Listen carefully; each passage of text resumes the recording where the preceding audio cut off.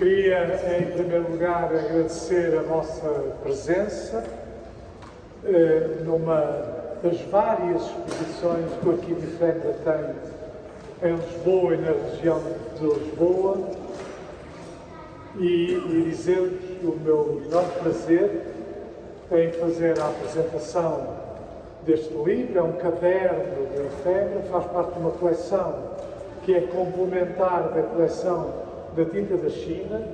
Aliás, em breve sairá na Tinta da China, de alguma maneira, o segundo volume das memórias do Fernando Pereira Marques, cobrindo a atividade alular a seguir ao 25 de Abril, e em breve também sairá um volume dos cadernos com a gravação do debate feito o ano passado,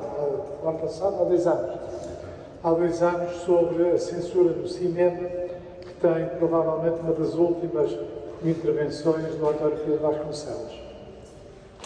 Antes propriamente de vos falar do livro, do caderno que nós vamos aqui apresentar, queria dizer-vos alguma coisa sobre o Arquivo Efêmera e sobre a atividade que neste momento temos à volta do 25 de Abril. O número de exposições que nós temos em todo o país são 44 neste momento. Imaginem o enorme esforço que isso significa para um arquivo privado, pedido pelos seus próprios fundos e que, colaborando com autarquias e com grupos e associações, sindicatos e escolas em todo o país, levou aspectos da mensagem do 25 de Abril, desde a barragem do Picote, bem dentro de Trás-os-Montes, até Olhão, são 44. Por exemplo, só no distrito de Aveiro são 12. Isto significa que algumas circulam de uma escola para a outra e são a mesma, mas na verdade, ao irem para diferentes escolas ou associações, são de facto diferentes. O Arquivo Efêmera tem possibilidade de fazer este enorme esforço, que eu penso que não tem paralelo neste momento em Portugal, mesmo até as comemorações oficiais, sem desprimor para o trabalho que tem sido feito. De modo geral, tem coisas de maior volume e de maior importância, mas em muitas terras, no Porto, em Lamego, em Viana, em Viseu, em Torres Vedras, em Torres Novas, em Monforte, um pouco por todo lado, têm sido os cartazes do 25 de Abril, os cartazes artesanais, que representam um elemento importante do protesto em Portugal desde o 25 de Abril, e nós temos a única coleção existente em Portugal, só há 2 na Europa, a nossa e a da Tate Gallery, que são aqueles cartazes que as pessoas fazem, como fizeram no 25 de Abril, para levar na mão. Nós temos mais de 1000 e eles retratam uma parte importante do protesto com este elemento individual. São todos únicos. E também fazem parte das exposições que nós temos. Outro elemento que está também exposto e que são t-shirts políticas. É uma exposição na Junta de Freguesia de Argoncilho, no concelho de Santa Maria da Feira, que se chama A Liberdade Colada ao Corpo. Temos, no entanto, na região de Lisboa e em Lisboa, grandes exposições, com materiais inéditos e muito diferentes umas das outras. Temos esta, de que depois chamarei a 1 ou 2 elementos que aqui estão. Temos, no Esqueté, uma exposição intitulada Representações do Trabalho, que está organizada por profissões, como é que, por exemplo, o trabalho doméstico, ou o trabalho metalúrgico, ou os carteiros, ou os médicos, ou os enfermeiros, enfim, tiveram o seu trabalho representado nos últimos 100 anos. É uma exposição bastante original, porque usa materiais muito diferentes. Por exemplo, no talhante, os homens dos talhos. Aqui, o nome profissional era cortador de carnes verdes. Já hoje não se usa, mas nos talhantes o que é que nós temos? Temos um bronze clássico que estava num talho no Algarve. Na parte das criadas de servir, a gente utiliza a mesma terminologia as criadas de servir com a farda de criadas de servir. Temos uma caricatura posterior ao 25 de Abril que representa uma criada de servir vestida de criada de servir, a limpar, a aspirar o chão, com o Karl Marx na mão. Portanto, esta variedade de representações, construção civil, metalurgia, operários têxteis, que está de facto organizada, trabalho rural, que está organizada por profissões, faz uma exposição bastante grande e muito interessante. Podem entrar pela porta em que está um escafandro, que era manobrado por dois irmãos açorianos. São tudo peças genuínas, mesmo quando são kits, ou quando são, às vezes, de mau gosto, muita coisa de mau gosto, mas há também muita representação épica do trabalho. Muito semelhante na propaganda nazi, muito semelhante na propaganda soviética. É muito interessante ver como é que o trabalho mineiro, o trabalho rural é representado nos dois espectros da vida política.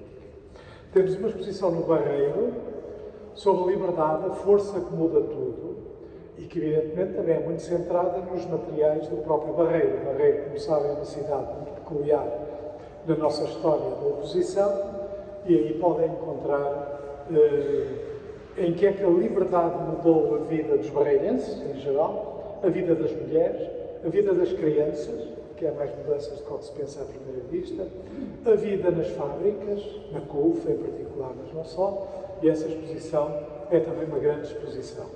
E temos uma exposição que eu acho que vale imensa pena a deslocação, porque é uma exposição muito difícil de escrever. Porquê? Porque é um espetáculo visual. E está em Oeiras, e é um aspecto importante da censura, que é o respeitinho. Muitas vezes a censura é olhada do ponto de vista apenas da censura política, mas ali não. Ali tem um aspecto muito importante da censura, que é a proteção da relação de autoridade. Só que essa exposição não vale apenas pelos materiais que lá estão, também vale pela encenação à sua volta. Dizer-vos, por exemplo, que entram numa sala às escuras, de onde algumas frases do Salazar e dos censores estão na parede em neon, e no fundo tem uma máquina de escrever de onde saem as palavras típicas da censura. Inconveniente, bizarro, obsceno, proíba-se, e depois também muitos documentos da censura. Há mais, mas estas são talvez as mais importantes. Aqui, já muita gente deu a volta, deixamos a atenção apenas para duas ou três coisas. A nossa prioridade é sempre mostrar materiais inéditos, todos originais, ou seja, de um modo geral, uma outra reprodução, mas são materiais que nós temos.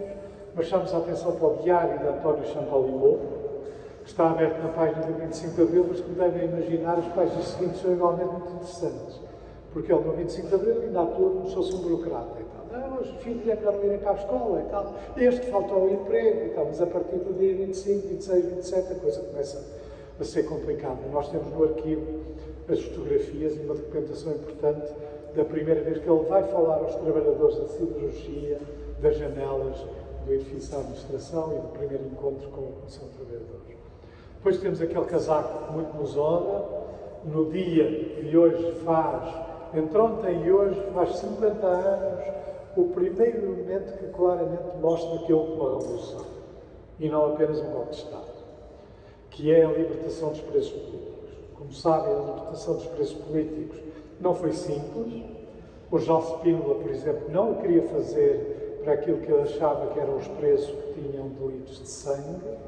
Isso significava essencialmente os presos da FAP, Francisco Martins Rodrigues, o Luís Pinheiro, polivalente, outro, não aquele, o José Polivalente, que era médico, e que tinham participado na execução única em toda a história de 48 anos de um informador, o chamado crime de Velas, e portanto eles não queriam que eles fossem libertados, mas evidentemente os outros presos recusaram-se a sair, se não saíssem todos. Quais eram os presos que queriam continuar dentro da cadeia? Os trabalhadores rurais alentejanos queriam ajustar as contas com a GNR. Exatamente porque eles não se limitavam a ser torturados na PID, levavam pancada mal entravam na carrinha prisional. E, portanto, Contrariamente aos intelectuais e aos políticos, que não se importaram nada de sair, uma vez que saíssem todos, os trabalhadores mais alentejanos queriam ajustar as contas com a GNR. Aquele casaco era o célebre casaco que trazia Paulo Inácio, de alguma maneira uma homenagem que hoje também lhe fazemos. Paulo Inácio faz parte de um pequeno grupo de pessoas que não são ideologicamente muito motivadas, não eram nem comunistas nem socialistas, eram contra o Salazar. Adormeciam à noite a sonhar como é que derrubavam o Salazar e acordavam de manhã a pensar como é que iam derrubar o Salazar.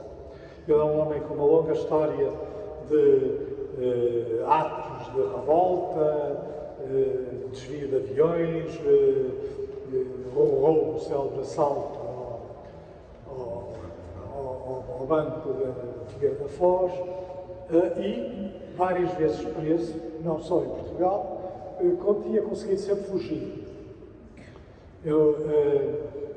Nós temos no Arquivo Efêmero aquilo que eu chamo cala-telemóveis, que é uma coisa excelente para levar para as escolas, onde a gente tem o público mais difícil. Então, imaginar os adolescentes todos ali com o telemóvel. O cala-telemóvel é um par de sapatos.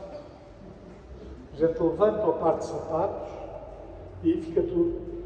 O que é que este homem está a mostrar? Um par de sapatos absolutamente comum. Eu faço aquela rádio e tal, assim, sabe, para nos dizer logo que é o par de sapatos. Os professores também ficam, aliás, surpreendidos porque é que está ali a fazer o par de sapatos. E depois explico os sapatos entre a sola e a parte de cima tem uma serra. Foram feitos por um militante aluado, para o caso de ser preso, já levar a serra para a cadeia. O Palma foi um homem sempre a querer encontrar maneiras de atacar o Salazar.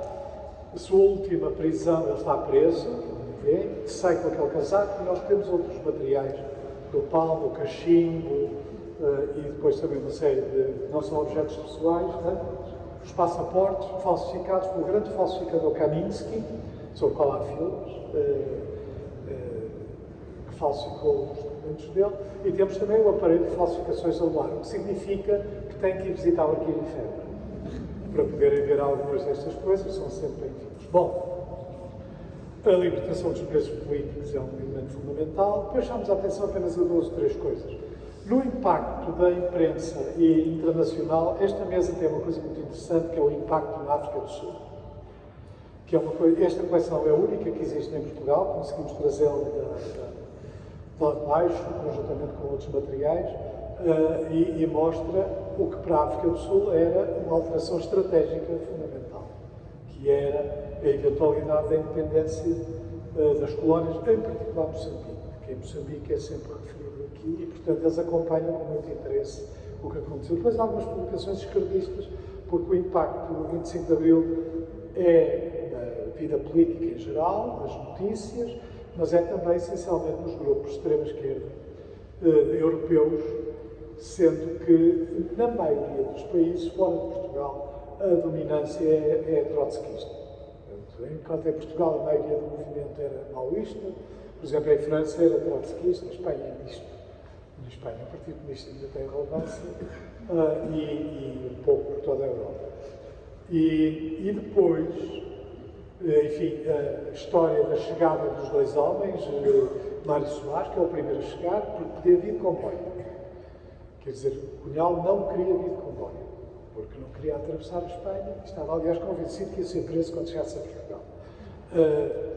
E Mário Soares, que é recebido em Santa Apolónia, dia 28, e o Cunhal chega dia 30. E, por último, chamamos a atenção daquela última mesa. Aquela última mesa são os materiais que escapam a esta cronologia.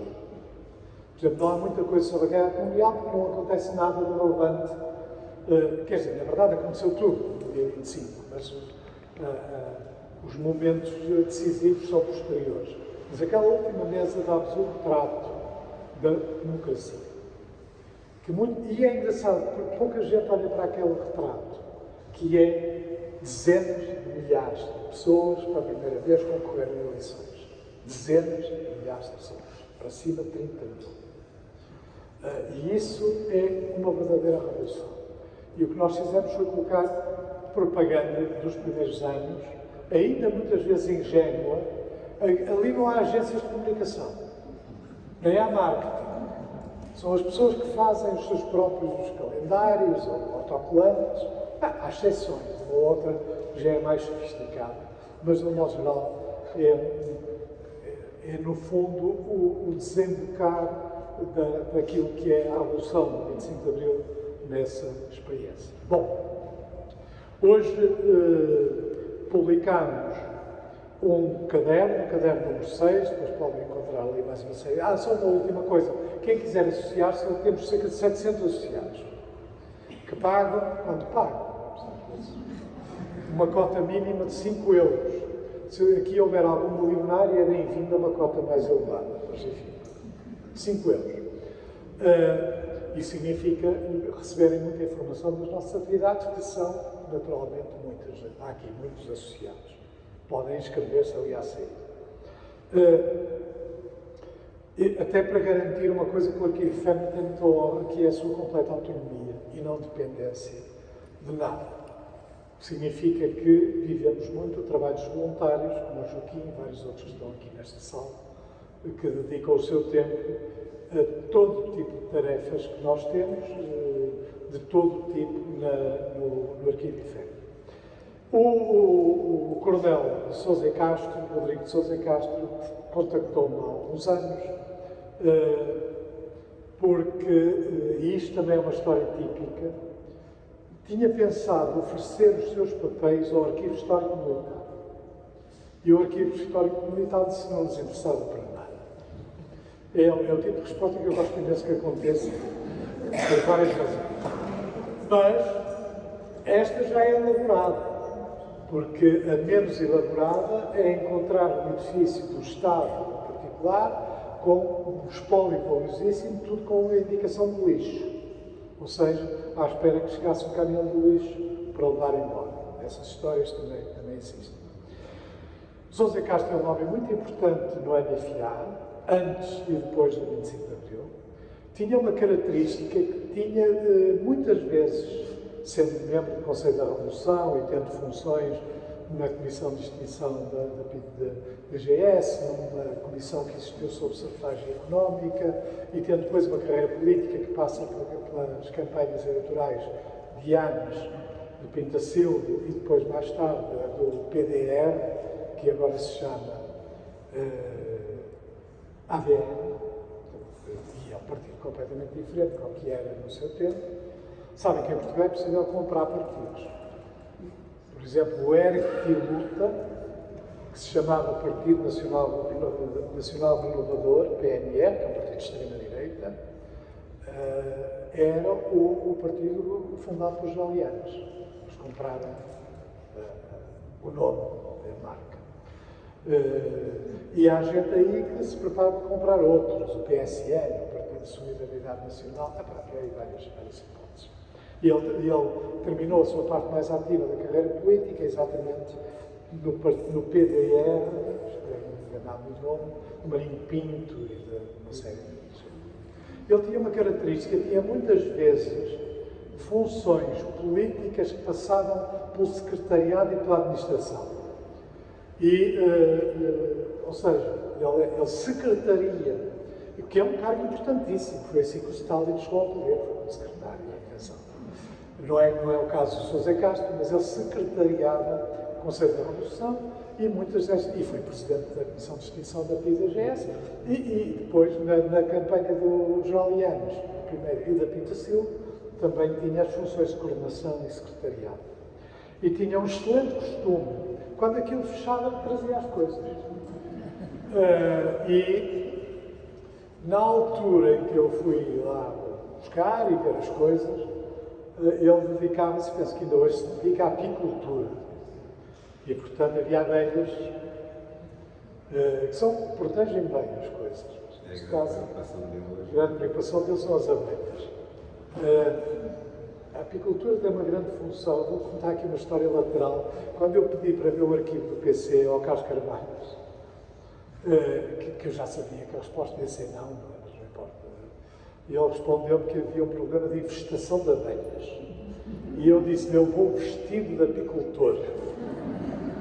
Portanto, as abelhas têm alguma parte da história do... Aliás, temos uma boa coleção de livros sobre abelhas, e preciso uma senhora alemã que se dedicava à apicultura, e as abelhas têm uma grande presença na literatura histórica, que é uma literatura clássica, que é na literatura do início do século. Bom, e o Sousa Castro tinha aquilo, enfim, algumas coisas estavam caóticas, foi aqui o Joaquim depois que as organizou, outras estavam, sim, muitas, e outras estavam, enfim, mantinham os dossiês, mantinham as informações juntas.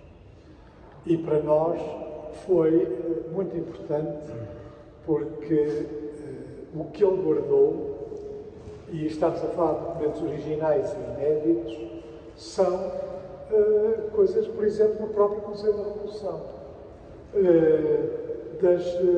das funções, das queixas. Isto agora também acontece no arquivo do hotel, que nós estamos a começar a ver e a receber, que é um dos aspectos mais interessantes, é o que é que as pessoas escrevem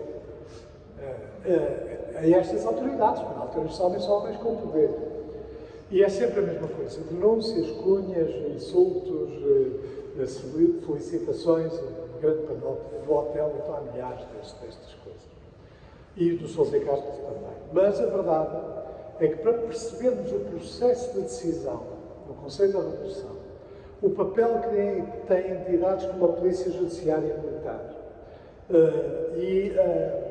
o próprio processo de evolução do Conselho da Revolução e de muitas decisões complicadas, decisões que envolviam liberdade de expressão, por exemplo, a proibição de alguns órgãos de comunicação, por exemplo, da LCI, dos trotskistas e outras. Depois o Joaquim fala em mais detalhe sobre estes materiais e, em particular, no caso de Sousa Castro, a extinção da PIDGS.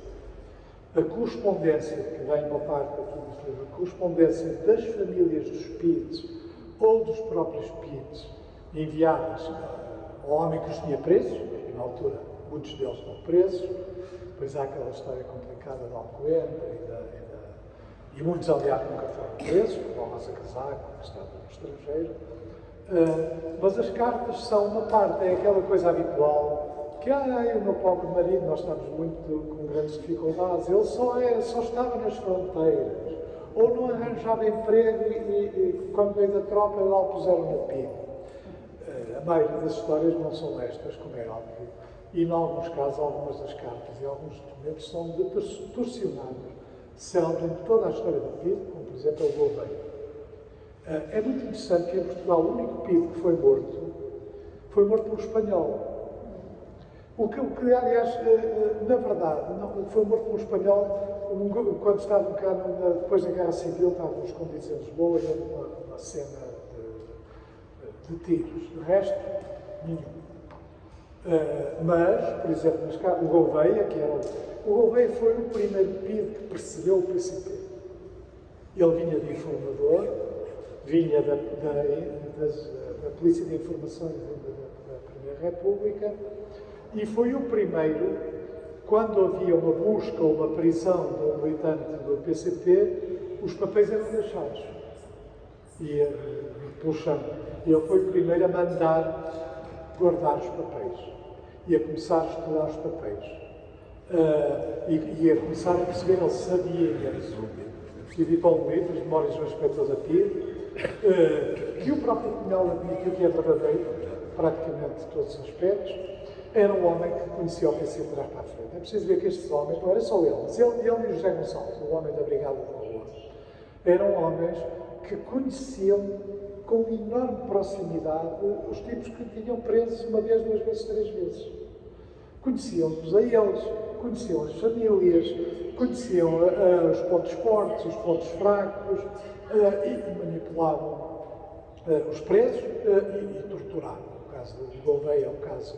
Tipo, ele nunca subiu ao posto superior na PIB. Ele queixou-se, aliás, já na fase, até antes de 25 de Abril, de ser sujeito de muitas invejas e muitos ressentimentos e, portanto, nunca ter subido. Há uma carta notável do Osvaldo de Sousa Castro, dele, longa, escrita, e que é muito interessante para perceber as biografias destes polícias. O par, o Gonçalves, que era o polícia da rua, era o homem da rua que ia para as tabernas, em Alcântara, que conhecia o irmão, dizia: olha, o teu irmão está metido em umas coisas. Havia avisos deste género, porque isto é Portugal, é uma coisa pequena. Portanto, de um modo geral, havia coisas por amizade, por proximidade, porque nunca ninguém. As coisas não eram estanques, há mais proximidade social.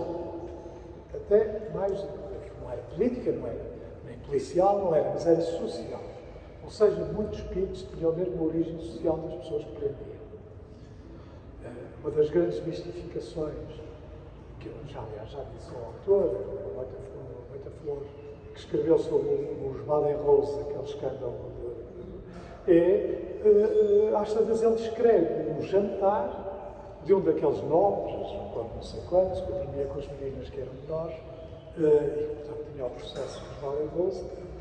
Aparece no romance a jantar com o PIDE. Nenhum tipo da parte de cima da sociedade jantava com o PIDE, nem almoçava com o PIDE, nem frequentava os PIDs. Precisavam deles. Mas aquilo era um mundo que vinha muito de baixo para a elite aristocrática e financeira de Lisboa. Bom, a parte sobre os arquivos da PIDE é muito interessante, principalmente até estudarmos a psicologia, o comportamento de quem eram os PIDs, sobre o qual se sabe menos do que se pensa, quem era o universo dos PIDs, que também não é igual nos anos 30 e nos anos 70. Há mutações, como os sensores. Os sensores também não são os mesmos nos anos 30 e nos anos 70. Claro que a gente tem tendência, principalmente na história feita pela oposição, de meter tudo no mesmo saco. Na verdade, há nuances, há diferenças. Aliás, o artigo do Expresso desta semana, sobre um censor que depois teve uma gloriosa carreira na democracia, nunca dizendo que era censor, como é óbvio, mostra bem que as coisas às vezes são mais complexas do que parecem à primeira vista. O grande mérito do Joaquim Marcos foi organizar este espólio. Não é fácil, vinha bem misturado, bem organizá-lo pelos grandes momentos da vida e das funções do Sousa e Castro, portanto, desde o 25 de Abril, com a senha que ele descobriu, que vem aqui, uma das senhas do próprio 25 de Abril, feito no papelinho da Sagres, da Superboc, até todo o processo. Há muita documentação sobre os mecanismos internos entre os militares. E isso aí, por exemplo, envolvendo a Polícia Judiciária Militar, envolvendo afastamentos e proximidades. A parte da PIDE é igualmente muito interessante, pois o Estado-Maior-Geral das Forças Armadas é um retrato de um homem muito importante, não só pela sua coragem, pela sua dedicação e pelo seu papel, mas também pelas soluções que nos podem parecer menores por serem dos casos administrativos, mas são objetivamente maiores e que permitem a importância deste espólio. Tem quantas pastas, não é? 95. 95 pastas organizadas, que vem aqui também do Joaquim. Mais 2 anos de trabalho. E queria, portanto, chamar-vos a atenção para o interesse deste livro ao 25 de Abril e agradecer ao Joaquim o trabalho que ele teve com o espólio. Ele é o homem do espólio do Sousa e Castro. Quando aparece alguém, a gente despacha para ele. Bom, o hotel vai ser mais complicado para outras pessoas, que depois poderei, noutra altura, quando fizermos uma exposição desses materiais, explicar. Bom, isto é apenas uma parte dos espólios relacionados com o 25 de Abril, muitos espólios de organizações de extrema-esquerda que nós temos, algumas da extrema-direita, rebelde, de outra documentação, fotografias, documentos, por aí. Bom, queria evidentemente saudar, ele não pode cá estar, pelo menos até agora, o Coronel Sousa Castro, dizendo por interposta voz lá de chegar o enorme papel, saudá-lo pelo enorme papel no 25 de Abril, mas também por ter tido este mérito de guardar a memória de conhecimentos que muitos deles só podem ser estudados a partir destes documentos, porque há muita documentação fechada e há muita documentação perdida, mesmo até dos centros fundamentais do poder. E agradecer ao Joaquim Matos e a todos os voluntários do IFEM, neste caso aqui em particular ao Joaquim Matos, o trabalho que ele tem feito nos espólios e nos arquivos que nos permitiu a publicação deste livro. Parabéns!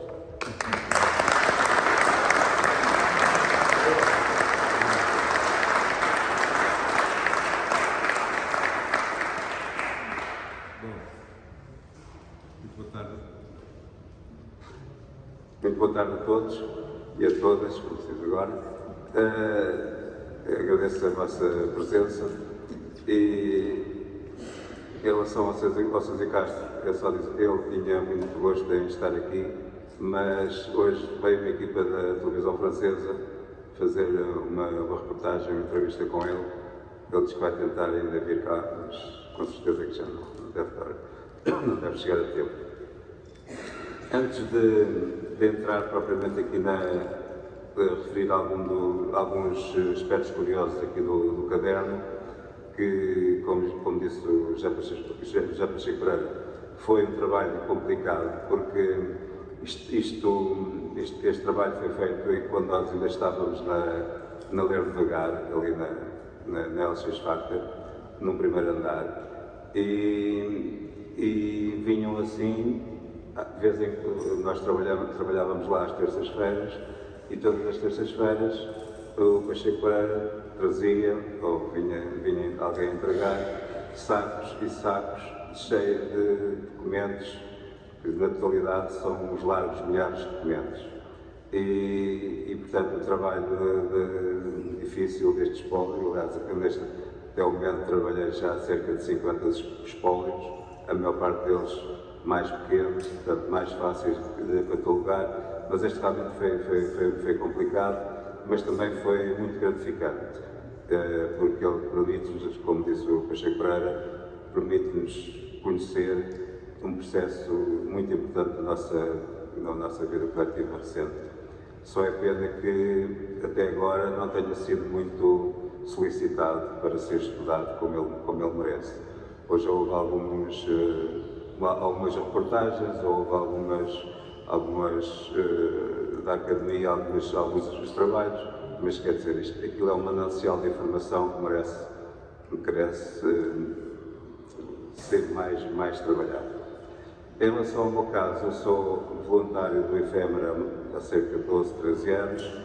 Comecei por um aspecto meramente logístico. Quer dizer, eu dos sítios onde passei, quer na atividade sindical, quer em alguns movimentos políticos depois do 25 de Abril, já tinha o hábito de guardar tudo com a ideia de que aquilo podia um dia ser necessário para a nossa memória coletiva. E na altura a minha filha era editora da Tintas da China e já tinha trabalhado com o Pacheco Pereira, e eu perguntei-lhe se ele não estaria interessado em receber os meus papéis. E ele respondeu aquilo que responde a toda a gente: eu recebo tudo. E eu, ao dizer isto a toda a gente, queria um trabalho aos voluntários que nem queiram saber.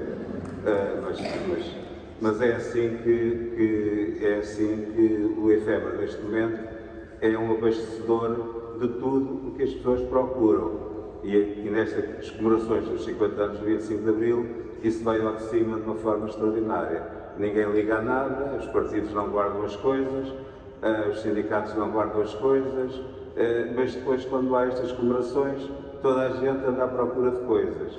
E as coisas existem no Efêmera, desde cartazes, t-shirts, autocolantes, enfim, tudo. E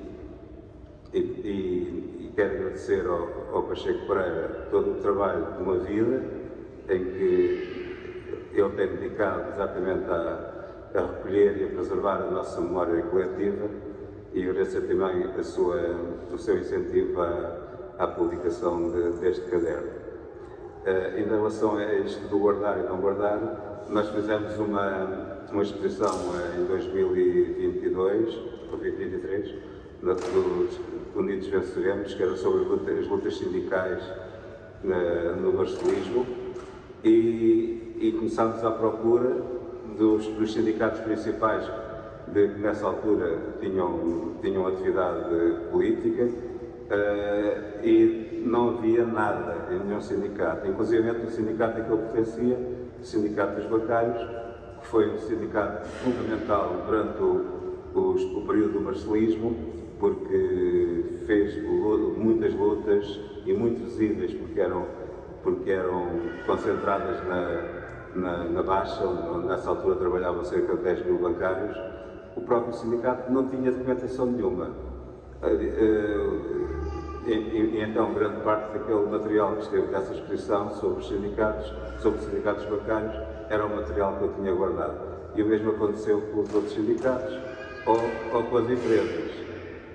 Eu fiz parte da comissão que criou fundos para uma luta, a última grande luta operária antes do 25 de Abril, que foi ali na fábrica de papel da Abelheira, ali no São João do Tijalo, em que eles tiveram, a fábrica pertencia ao Sr. Balimou, ele queria encerrar a fábrica, levá-la para outra fábrica, o material para outra fábrica do Norte, e os operários tiveram 6 meses a fazerem piquetes de greve, como praticamente toda a vila vivia da fábrica. Calculo o que foi os problemas económicos daquela.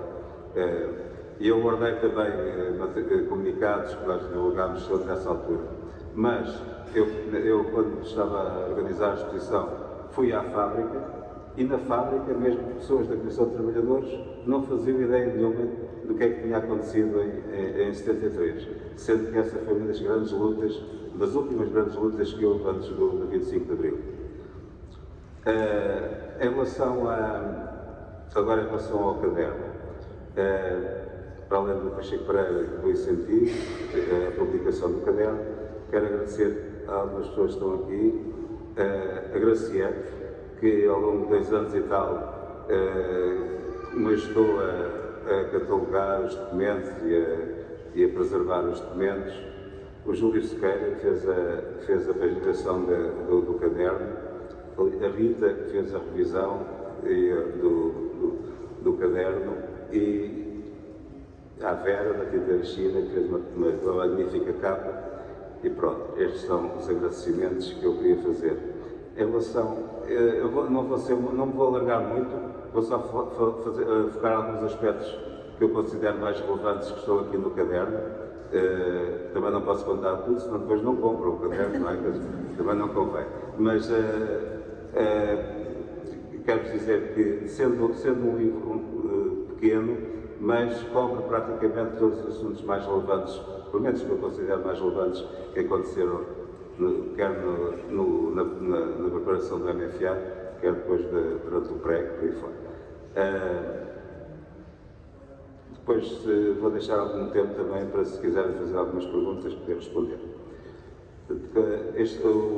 O caderno, eu queria só fazer uma referência ao Sr. Zé Castro, que o Pacheco Pereira já referiu, que é um homem muito corajoso, tal como foram todos os capitães, mas o Sr. Zé Castro tem uma particularidade, é que na primeira reunião que houve do MFA, em Alcáçovas, ele foi dos poucos militares que afirmou que, se fosse para contestar um decreto-lei 353-73, que esteve na base do início do movimento, que ele não contassem com ele. Ele só participaria se aquele movimento fosse para derrubar o regime. E naquela altura, a maior parte dos oficiais não estava nessa onda. E, portanto, convém salientar isso.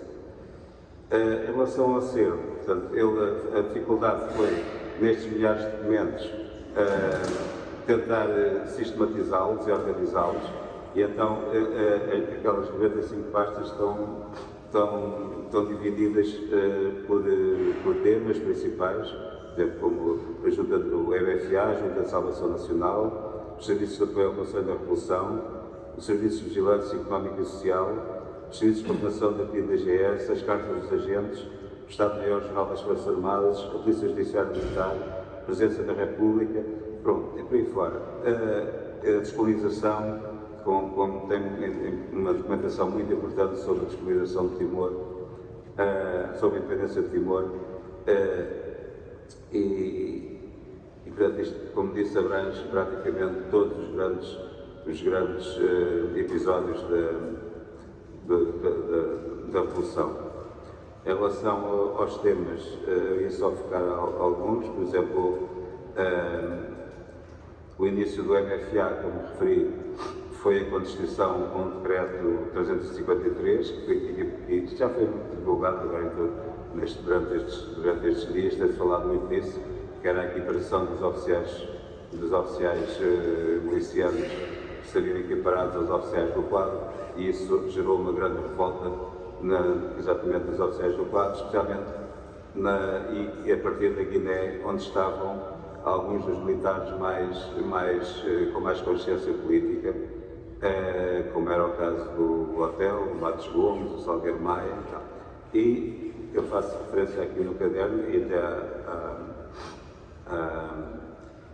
com alguns documentos em que nós temos os originais em papel selado das 17 petições que foram feitas por esses 17 militares ao Estado-Maior-General das Forças Armadas, contestando exatamente esse decreto-lei. E são documentos originais. Aliás, todos os documentos que são referidos aqui são documentos originais. Muitos deles classificados como secretos ou confidenciais. Portanto, isto só para ter uma ideia da importância deste acervo, com documentos que não existem em mais lado nenhum. Portanto, há depois as cartas também originais das respostas que foram feitas, das questões os problemas que levantaram, inclusivamente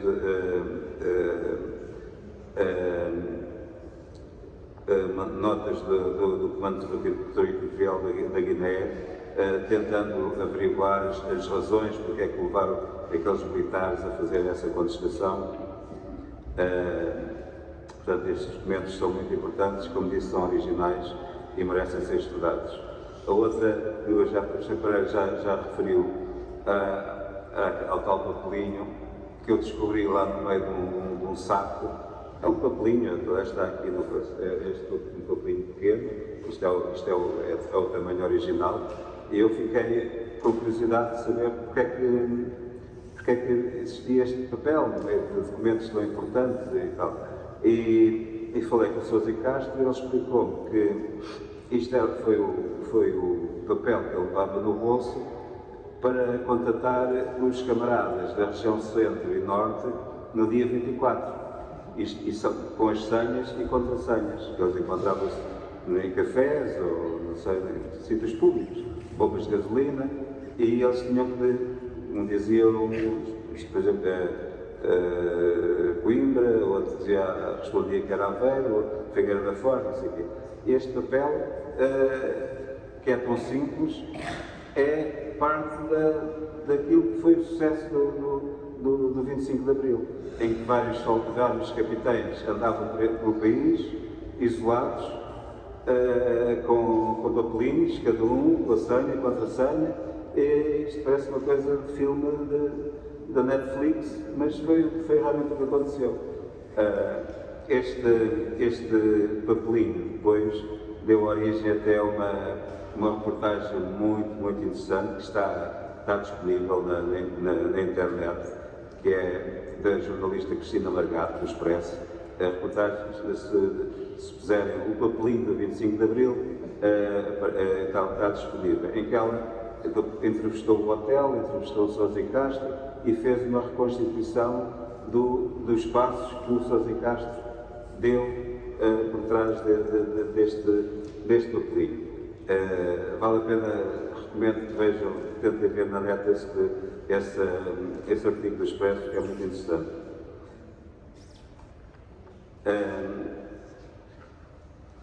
Depois, da Junta de Salvação Nacional, tem também documentos interessantíssimos, entre eles a lista dos agentes da lista dos agentes da PIDE e dos informadores e tudo isso, uma lista das 29.186 pessoas presas pela PIDE e outras polícias entre 33 e 74, portanto, quase 30 mil pessoas, com os nomes, a categoria, isso. Depois temos também,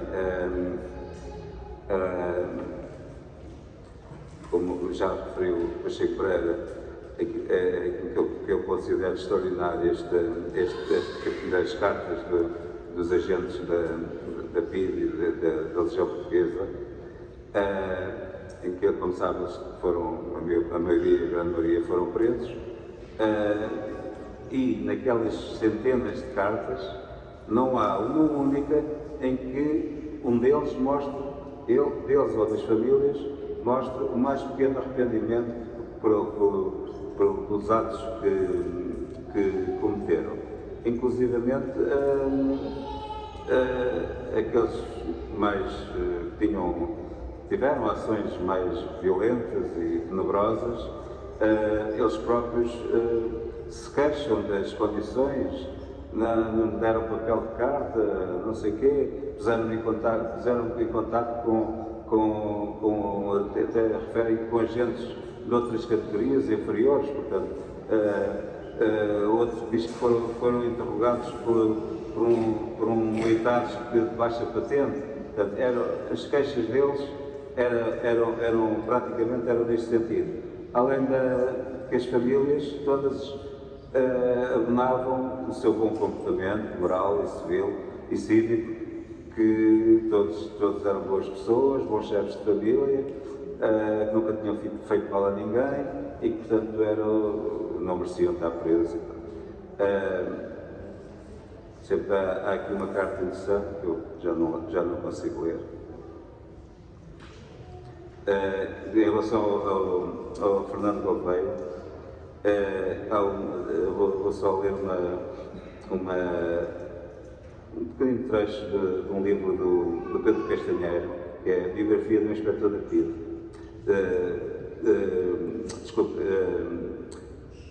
O livro não é do Pedro Castanheiro, é de Irene Pimentel.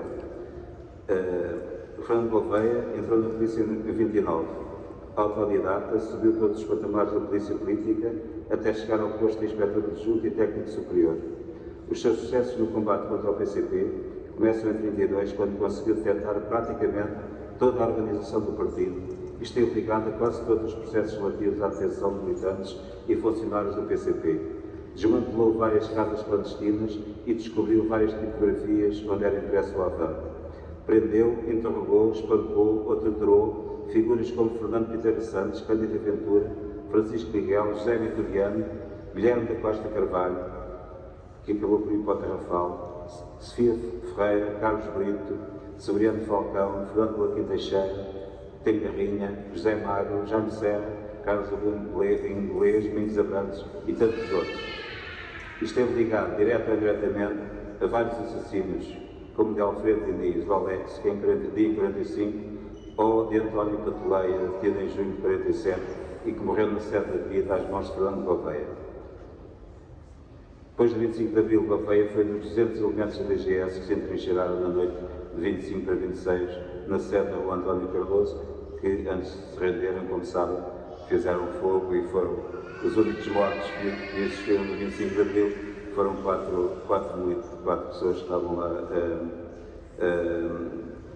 E então ele escreve uma carta longa, temos aqui a carta manuscrita, mas que eu transcrevo, em que ele diz, a carta é muito longa, mas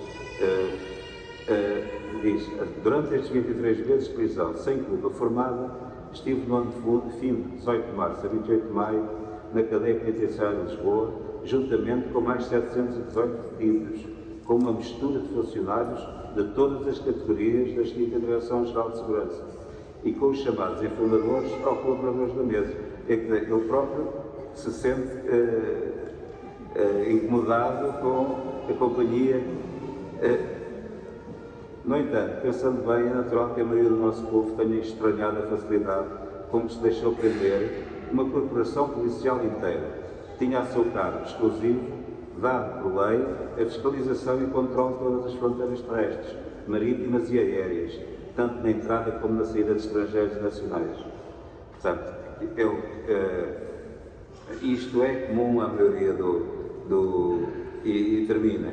E foi sem dúvida esse espírito de disciplina e de confiança nas Forças Armadas que levou todos os seus funcionários a obedecer à ordem, ainda de um oficial do Exército, o Diretor-Geral, Major de Engenharia Silva Paes, de cada um aguardar nos seus lugares o desenrolar dos acontecimentos naquele dia 25 de Abril. Portanto, até em relação ao golpe de 25 de Abril, ele assume que a PIDE teve uma ação importante ao não fazer qualquer ação de retaliação, como nós sabemos, não é verdade. Não é? Estou a explicar a rendição da sede da PIDE. Depois temos outra carta, uma longa carta do Tinoco, que era também um dos agentes mais violentos, em que há uma descrição da Conceição Matos, que é militante do PCP, e a mulher do Domingos Abrantes, e que numa sala onde estavam duas agentes femininas, Odete e Mariette, não a deixaram ir à casa de banho, pelo que acabou por se agachar a um canto, mas entraram na sala do pelão o Tinoco e o Serres levantou-se imediatamente. O Tinoco avisou-me de que se sujasse a sala, teria de a limpar com a minha roupa. Foram-me despedindo aos poucos e tentaram obrigar-me a limpar a porcaria com a minha roupa. Opus-me terminantemente e tiveram eles que ensopar os excrementos e eu vinha da minha própria roupa. O Tinoco provocava-me da forma mais suez, ofendendo-me a minha dignidade de mulher. Eu já estava em combinação. E depois temos a carta do Tinoco, que diz, dirigida aos familiares, queridos, Deus vos acompanhe e vos dê força e saúde para vencer. É o que eu desejo. Cá vou continuando na forma do costume. De saúde não estou mal. Continuo a tomar vitaminas. Estou bem. Desta vez recebi tudo. Selos, papel, etc. Não, portanto, isto quer dizer, o indivíduo tenebroso que depois relata a sua prisão como uma coisa que ele não merece, não é? Depois termina, desejo afirmar que nunca ataquei, nem hostilizei as Forças Armadas, as quais também já tive a honra de pertencer, cerca de 3 anos, e igualmente em período difícil da vida da nação. Desejo também afirmar que nunca disparei contra quem quer que fosse, nem estou ligado, felizmente, a qualquer caso fatal que os houve, infelizmente, com bastante desgosto para todos. Portanto, isto é bem elucidativo do que era a mentalidade destes agentes, mesmo depois de já saberem tudo aquilo que se falava sobre os seus comportamentos. Há também cartas muito interessantes de Silva Paes, que era o diretor da PIDE,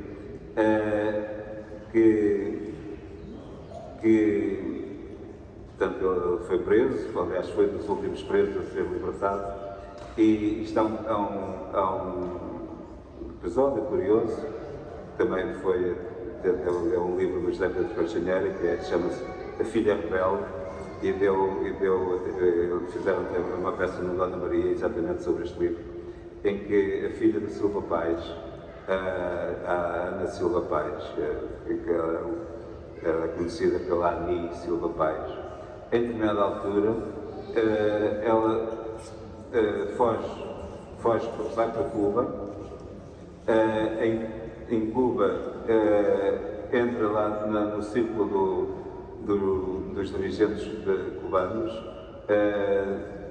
foi amante do médico do Fidel, dizem que foi amante do Che Guevara, não sei, mas este contraste entre o Silva Paes, diretor da PIDE, com altas responsabilidades durante anos e anos no que foi a PIDE-GS, e depois o contraste da filha que vai para Cuba e que escreve ao Sr. de Castro várias cartas, porque ela em determinada altura veio a Portugal depois do 25 de Abril trabalhou uns tempos na quinta divisão, que era uma divisão mais ligada à informação do Conselho da Revolução, e foi aí que ela conheceu os principais capitães de Abril, Sousa e Castro, o Vasco Lourenço, por aí fora.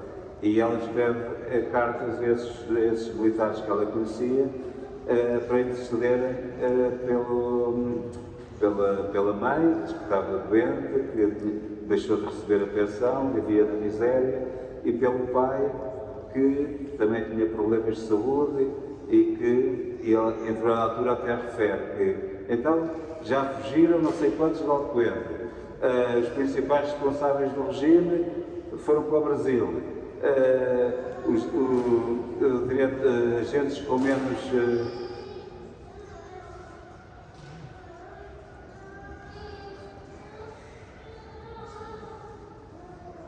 agentes com menos responsabilidade do que com menos responsabilidade que o meu pai em ações de repressão também já foram libertados. E, portanto, ela tem uma série de cartas muito interessantes que eu transcrevo aqui. Aqui estão praticamente todas as cartas que ela escreve, inclusive chega a mandar para o Sousa e Castro, o postal de Cuba, com aquela praça onde o Fidel Castro fazia aqueles discursos de 7 e 8 horas, não era? Que nunca mais acabavam.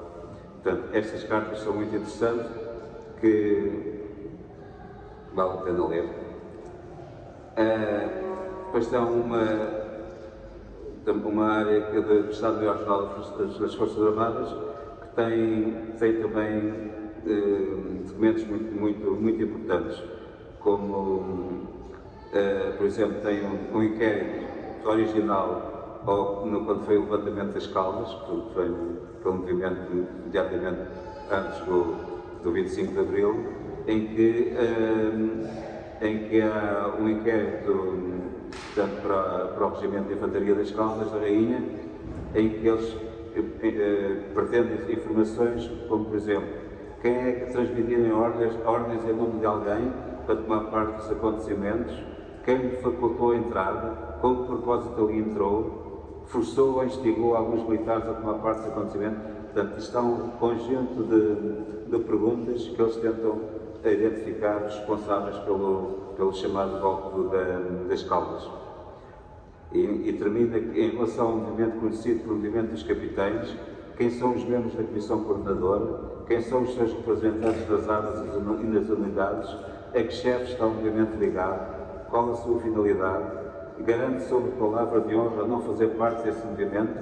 Isto foi feito em 16 de março de 74. Portanto, poucos dias do 25 de Abril.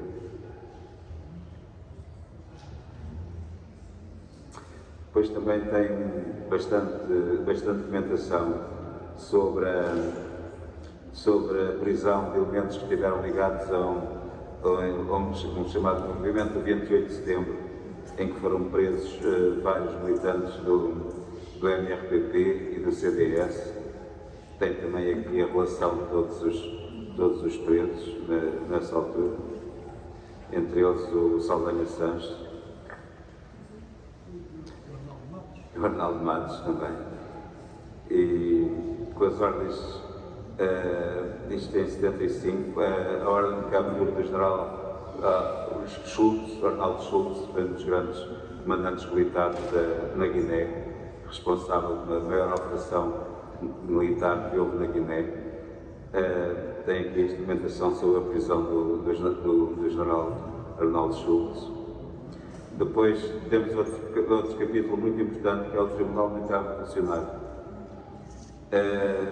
Tem as normas para o julgamento dos detidos, relatórios com os nomes dos agentes detidos, os processos relativos à prisão, julgamentos e altas figuras do regime.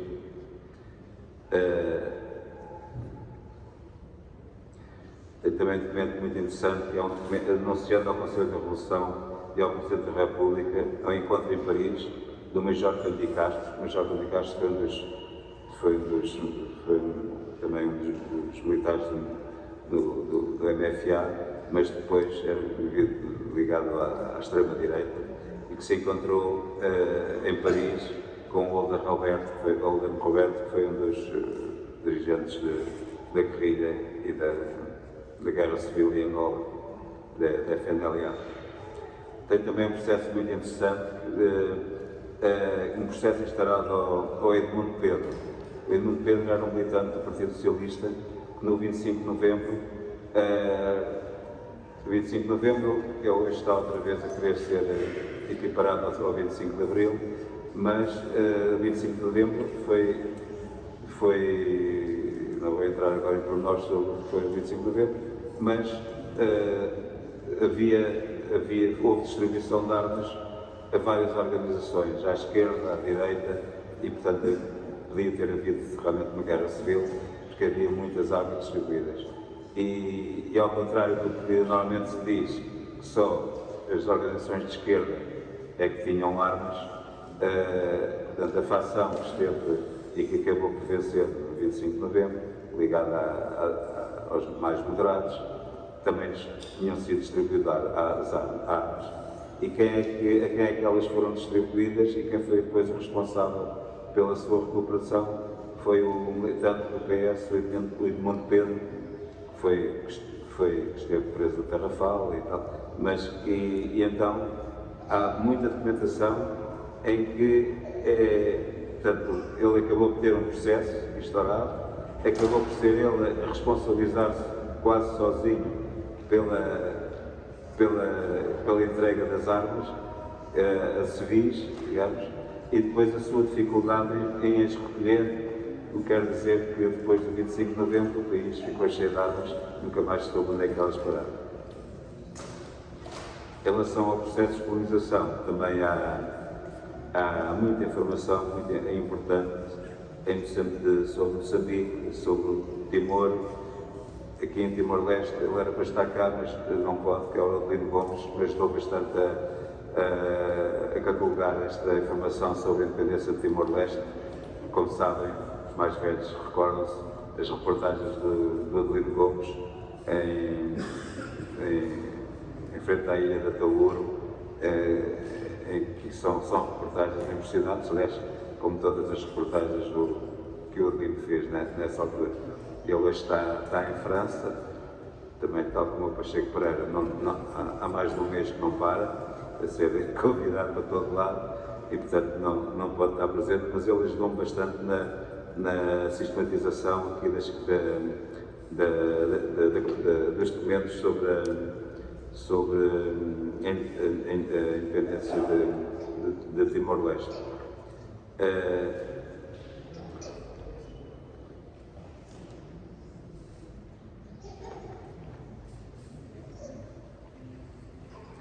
Nomeadamente a correspondência que o governo português estabeleceu com membros da Embaixada e da ONU. Portanto, são dezenas e dezenas e dezenas de cartas, muitas delas originais. Depois, o último capítulo é documentos diversos, como por exemplo uma carta do Bispo de Nampula em 69 a Causa da Riaga, solicitando ajuda financeira por uma obra de ajuda social às populações, dizendo que todos trabalhamos com o mesmo objetivo, a paz e o progresso das populações desta porção de Portugal. Portanto, são cartas que demonstram também a relação que havia entre a Igreja e o regime.